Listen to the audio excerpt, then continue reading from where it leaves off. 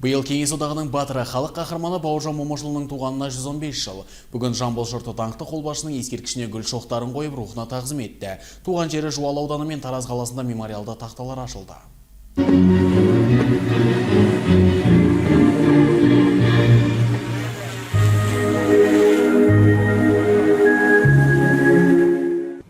Есімі батырлық пен даналықтың жақын үлгісі ретінде тарихта алтын әріппен жазылған.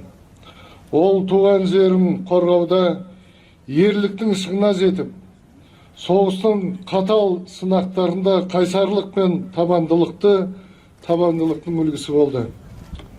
Оның жауынгершілік стратегиялары және әскери өнері әлемнің үздік қолбасшылары мойындап, жаһандық деңгейге құрметке ие болды.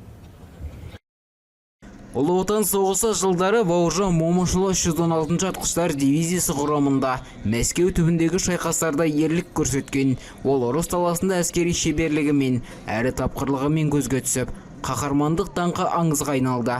Кеңес одағы кезінде көптеген марапаттарға ие болғанмен, Кеңес одағының батыр атағы дүниеден өткеннен кейін тек 1990 жылы берілді.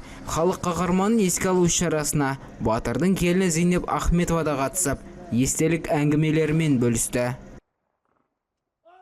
Марқұм ата баяғыда айтатын, қайда барсаң да алдыңнан шығам.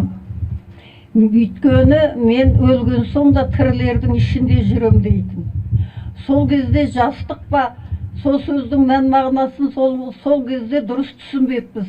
Кейін қарасам, Қазақстанның қай түкпіріне барсаң да ата шынында да алдымыздан шығады. Атаның атында мектеп, атаның атында көше, атаның кітаптары, ата аттас азаматтар дегендей.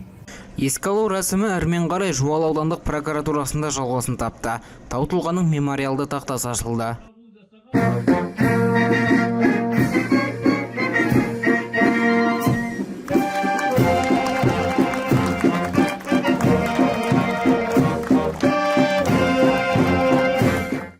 Осы қасиетті мекен батырдың кіндік қаны тамған жерінде оның құрметіне қойылған бұл тақтайша халқымыздың отансүйгіштік рухын арттырудың жарқын көрінісі болатыны сөзсіз.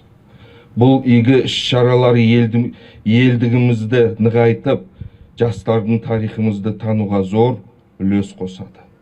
Бауыржан Момышұлы тек бір өңірдің емес, күллі қазақ халқының мақтанышы, ерлік пен патриотизмнің нағыз үлгісі. Айта кетейік, бүгін Бауыржан Момышұлының құрметіне мемориалды тақта Жамбыл облыстық прокуратурасының алдында да ашылды. Нұрбақыт Тұтқышбек, Қанат Құзберген, Аңсар Тілепберген, 24 News.